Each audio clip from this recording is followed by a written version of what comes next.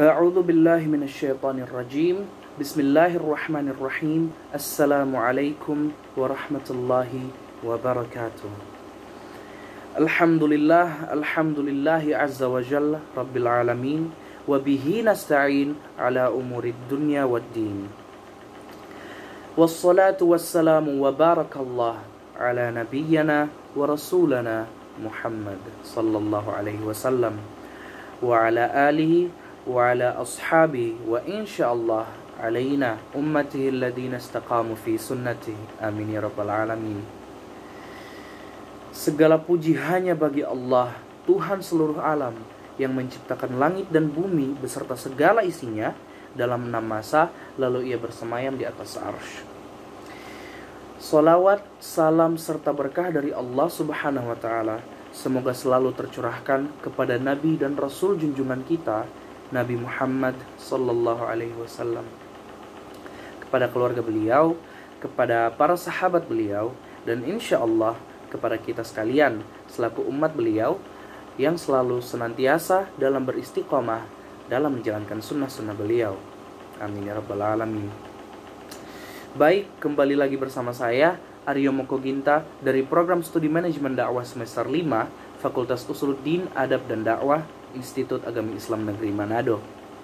Dan pada kesempatan kali ini teman-teman, saya akan sedikit membahas tentang politik dakwah. Nah, sebenarnya seperti apa sih teman-teman politik dakwah tersebut?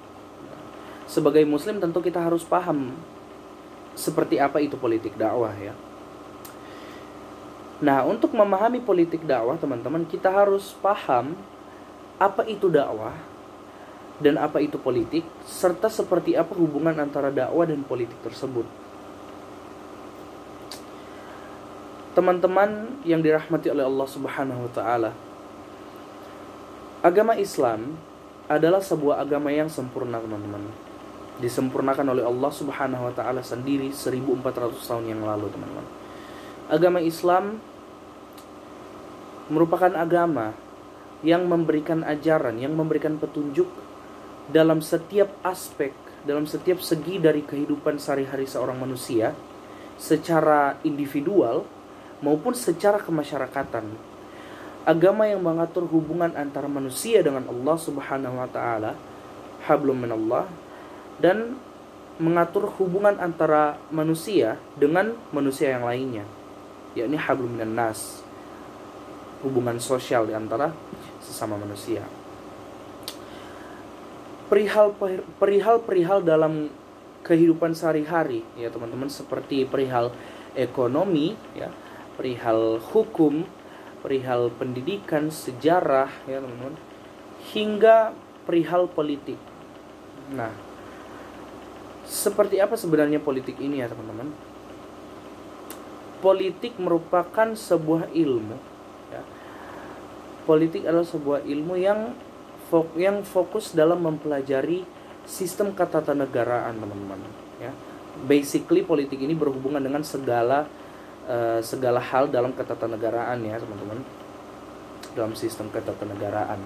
Kata politik itu diambil dari bahasa Yunani apa Latin ya teman-teman, kalau tidak salah Yunani, Yunani polis ya, kata Yunani polis yang artinya kota ya, kota atau negeri ya, kurang lebih seperti itu. Sebenarnya pembahasan kita tidak terlalu fokus untuk mendalami ilmu politik ya teman-teman, karena untuk ilmu politik sebenarnya bisa dibahas di lain waktu teman-teman. Namun saya di sini ingin membagikan ilmu ya, ingin sedikit diskusi dengan teman-teman tentang seperti apa sih sebenarnya hubungan antara politik dengan dakwah. Apakah memang ada hubungan antara politik dengan dakwah ya? Seperti apakah ajaran politik dalam Islam seperti apa dan hubungannya seperti apa dengan dakwah? Nah, teman-teman, sebagai seorang muslim tentulah kita harus paham tentang apa itu dakwah ya, apa itu dakwah. Dan untuk mempelajari politik dakwah, maka kita harus, seperti yang saya bilang, kita harus memahami apa itu politik. Setidaknya kita harus memahami dasar-dasar dari politik. Nah, dakwah ini teman-teman merupakan suatu kegiatan Kata dakwah ini diambil dari kata bahasa Arab da'a yad'u, yang artinya mengundang, mengajak, memanggil, ya.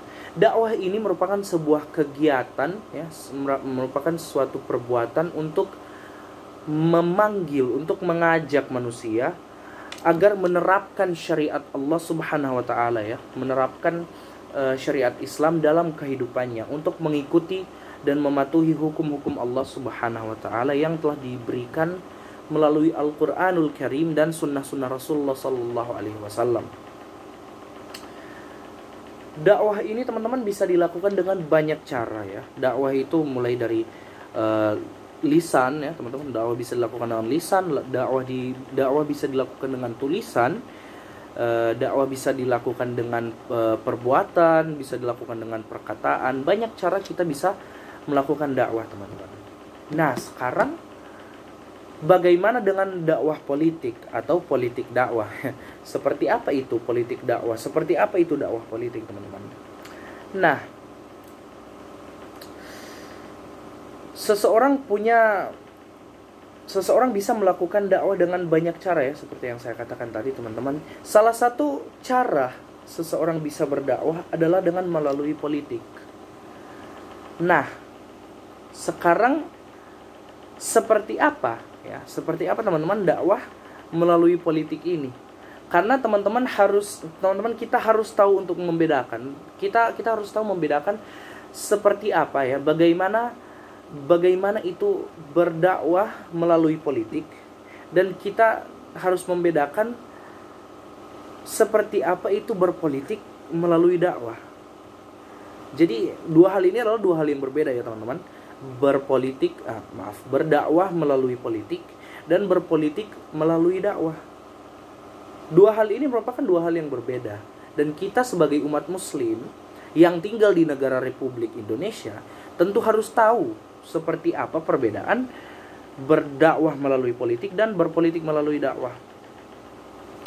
Nah, sebenarnya teman-teman, jabatan politik bukanlah merupakan suatu hal yang dianjurkan oleh Rasulullah Sallallahu Alaihi Wasallam untuk kita raih, ya, untuk kita kejar, teman-teman.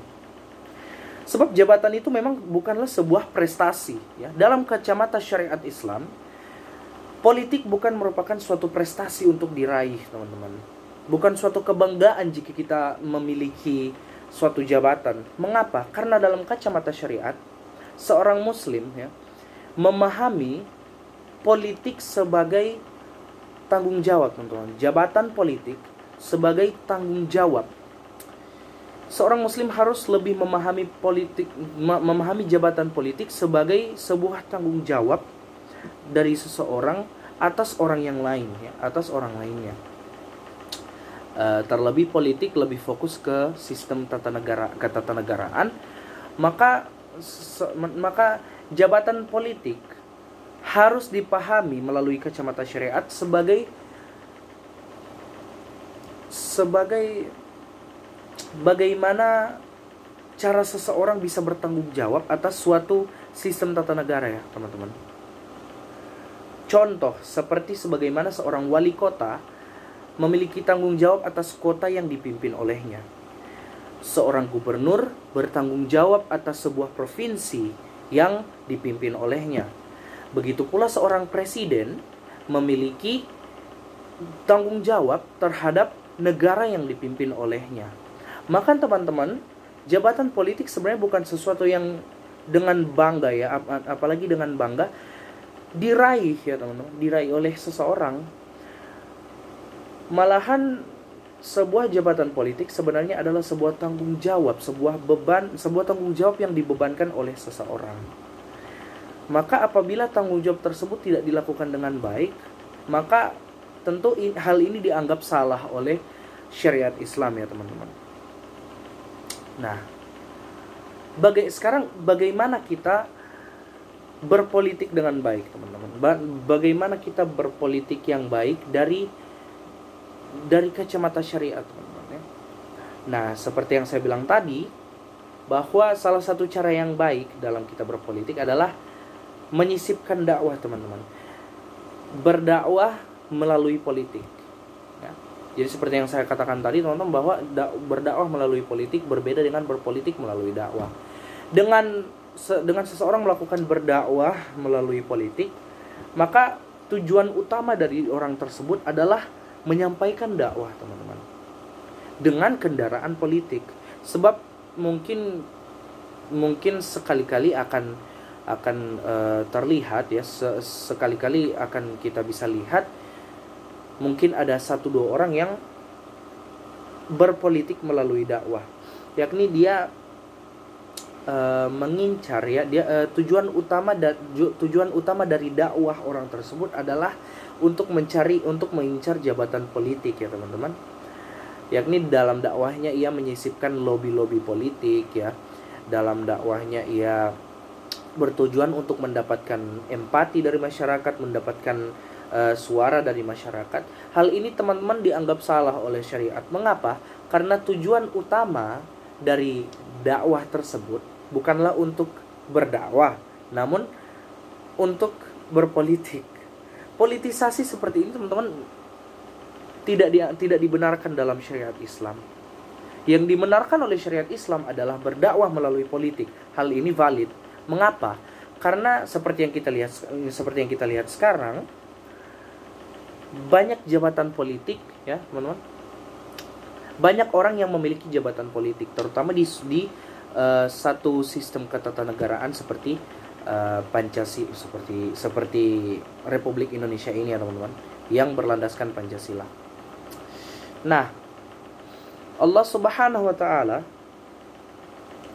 telah menurunkan, telah banyak berfirman dalam Al-Qur'an, banyak teman-teman ayat dalam Al-Qur'an yang memberikan petunjuk bagi manusia untuk berpolitik, teman-teman. Memberikan petunjuk bagi manusia seperti apa berpolitik yang benar ya teman-teman. Salah satu ayat dalam Al-Qur'an adalah surah An-Nahl ayat 90 yang berbunyi, A'udzubillahi minasyaitonirrajim, Bismillahirrahmanirrahim. Innallaha ya'muru bil adli wal ihsan. Sesungguhnya Allah menyuruh kamu berlaku adil dan berbuat kebajikan. Sebenarnya ayat ini menjadi dasar teman-teman. Kalimat pertama dari ayat tersebut memberikan sebuah standar ya, memberikan sebuah standar bagaimana seorang manusia harus berpolitik, yakni dengan bil adli wal ihsan, dengan adil dan dengan kebaikan, teman-teman. Mengapa? Karena banyak sekali contoh-contoh seseorang yang memegang kekuasaan, namun dengan kekuasaan yang ia pegang, ia menyalahgunakan jabatan politik tersebut, teman-teman. Contohnya Fir'aun yang diceritakan oleh Allah Subhanahu wa taala dalam Al-Qur'an. Beliau merupakan seorang, kenapa beliau sih? Fir'aun ini merupakan seorang raja Mesir pada zaman dahulu kala ya teman-teman. Kira-kira sekitar 3.000 tahunan yang lalu ya teman-teman. Sudah lama ya pokoknya. Fir'aun merupakan raja Mesir dan ia merupakan raja yang sangat zalim. Dia merupakan raja yang menindas rakyatnya ya. Jika teman-teman baca kisahnya dalam Al-Qur'anul Karim, sudah banyak sekali dikisahkan bagaimana Bani Israel ditindas, diperbudak oleh raja Mesir ini, Fir'aun, sehingga Allah Subhanahu wa taala melaknat ya. Allah Subhanahu wa taala melaknat Fir'aun ini ya, memberikan azab baginya di dunia dan akhirat. Mengapa? Karena cara ia menyalahgunakan jabatan politiknya. Ia tidak melakukan tanggung jawabnya sebagai seorang raja. Maka Allah Subhanahu wa taala memberikannya azab ya, teman-teman. Memberikannya azab di dunia dan di akhirat. Inilah pentingnya seorang muslim tentunya teman-teman, untuk mengetahui seperti apa politik yang baik itu. Beberapa ayat dalam Al-Quran yang lain teman-teman yang berbicara tentang politik adalah surah An-Nisa ayat 59 yang berbunyi, A'udzubillahi minasyaitonirrajim, Bismillahirrahmanirrahim. Ya ayyuhalladzina amanu athi'ullaha wa athi'ur rasula wa ulil amri minkum. Wahai orang-orang beriman, taatilah Allah, taatilah Rasulnya, dan ulil amri minkum, dan ulil amri di antara kalian. Ulil amri adalah pemegang kekuasaan, teman-teman. Pemegang kekuasaan atau pemerintah. Fa in tanaza'tum fi syai'in, apabila kalian berbeda pendapat, berselisih pendapat tentang sesuatu, farudduhu ilallahi wa rasulihi, maka kembalikanlah kepada Allah dan Rasulnya. Artinya, kembalikanlah kepada Al-Quran dan sunnah-sunnah Rasulullah Sallallahu Alaihi Wasallam. Salah satu poin, ya teman-teman, salah satu poin penting yang bisa kita tarik dari ayat tersebut adalah ayat ini menunjukkan eksistensi dari kitabullah Al-Quranul Karim dan sunnah-sunnah Rasulullah Sallallahu Alaihi Wasallam sebagai dua hukum tertinggi bagi seorang yang beriman, ya. Ya ayyuhalladzina amanu, ya, wahai orang-orang yang beriman. Dan di tingkat yang ketiga, Allah Subhanahu wa taala memerintahkan seorang untuk menaati ulil amri di antara kalian. Maka wajib juga bagi kita sebagai orang yang beriman untuk menaati, ya, untuk menaati pemerintah, menaati para pemegang kekuasaan selama apa yang dilakukan olehnya,